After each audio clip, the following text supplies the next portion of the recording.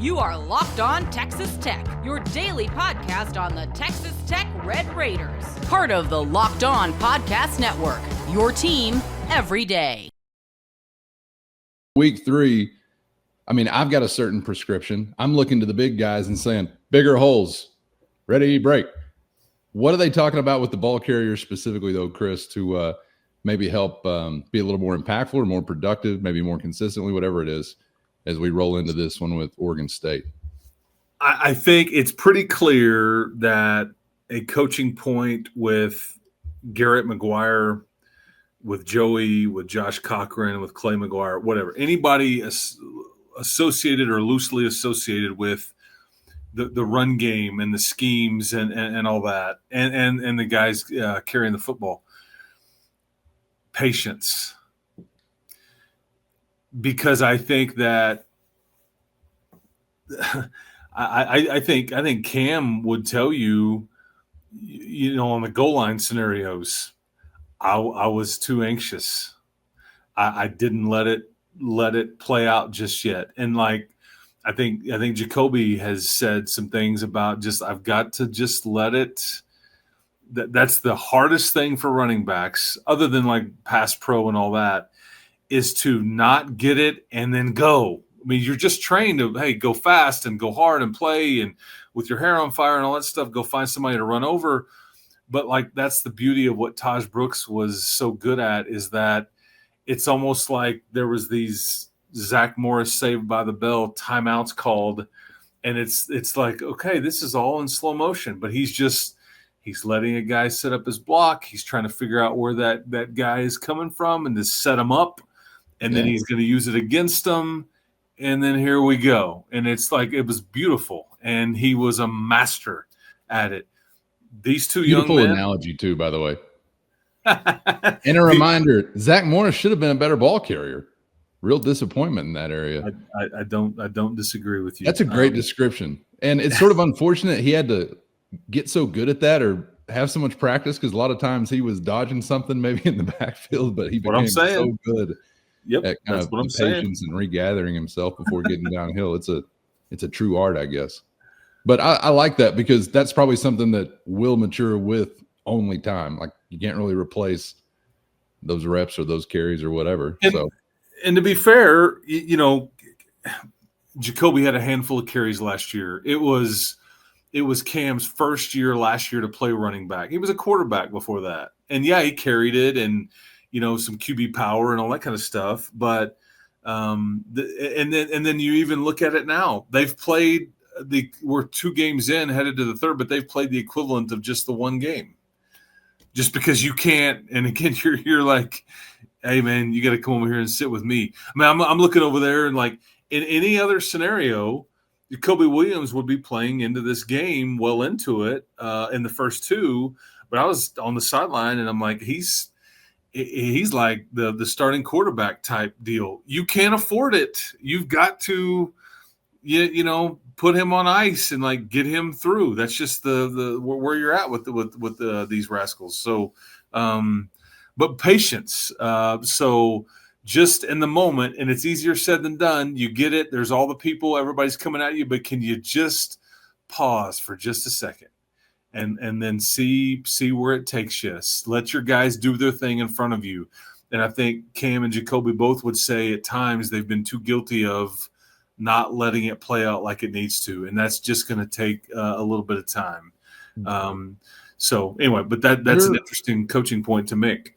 They're only one part of the equation. Any feel for the messaging up front? And I know we've talked a lot about we're still, competitions are ongoing. So it could be some different guys being a part of, producing something different than some of the short yardage struggle. Or, in going back, I was rewatching just a piece of the ball game the other night. And I don't know if I focused in enough on how disruptive, one Kent State defensive lineman was. I thought was really getting after it on a second watch that I noticed more so. But what did they make of, I guess, maybe not getting the push, or where's the messaging with the offensive line this week? Yeah, and was that pass rusher, was it number 5? Was it a single-digit player? Do you remember? I was thinking of 50-something or a 5. There was a 5. There's a nickel. Okay, yeah, because we talked about this in the broadcast, but there was he's not listed as a starter, but this was somebody that Texas Tech was clearly aware of because he played really hard and all that. And so you talk about a rascal.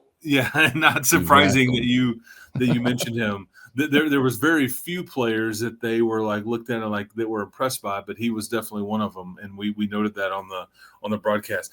I think offensive line wise, it's still are we blocking it up right? Are we on the same page? Are we identifying the front correctly? Again, this is large. Other than Sheridan and Davion. And even that is still not just like it feels like it's been that way for a while, but it's really not. Everything else is different, large in part. And so I think that I think Clay's largely pleased with where the direction that you're headed, but room for improvement. And then still, have we ultimately identified our five? No, I don't think you have, and I don't know exactly what that looks like. I don't know when the final score there comes. I don't know when you. But I think you're because your rotation, if anything, it's not shrinking; it's expanding. It's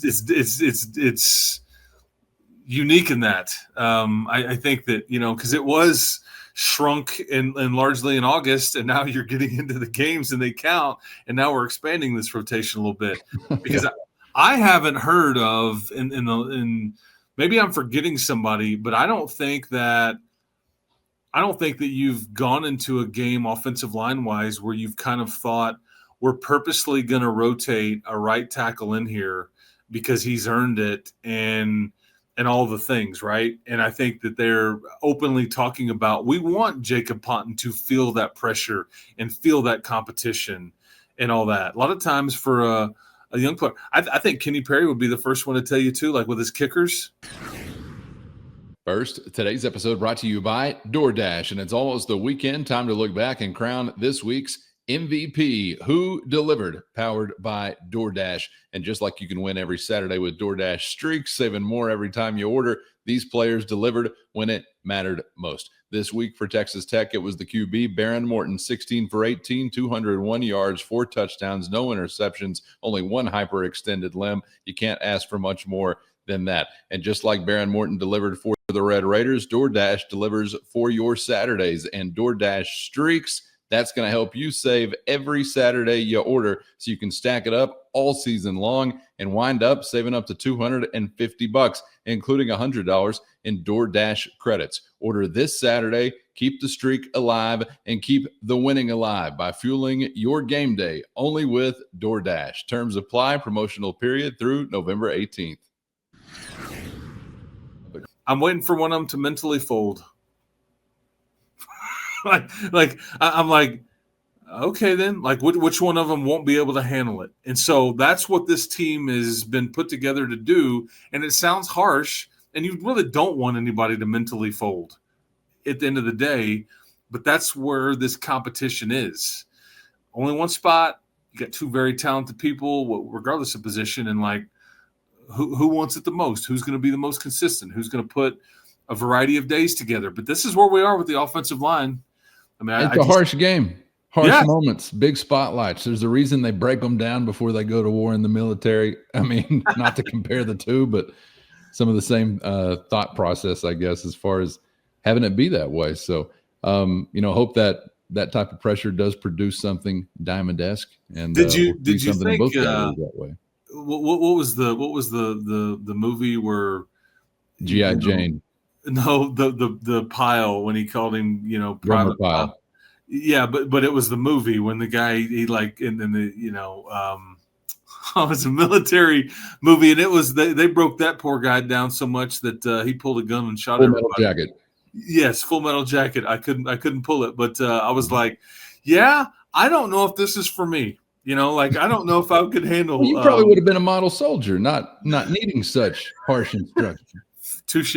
That's very fair. But yeah, Full Metal Jacket. Yeah, the opening scene in that movie, a bit disturbing for a younger Chris Level. But sure.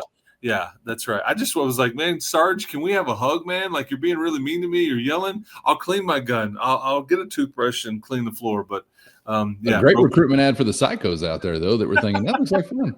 Yeah, this Maybe is that's right. what they were looking for. I don't know. This is right. It was a harsh time. Okay, didn't mean to get off on that tangent, but thank you for your service.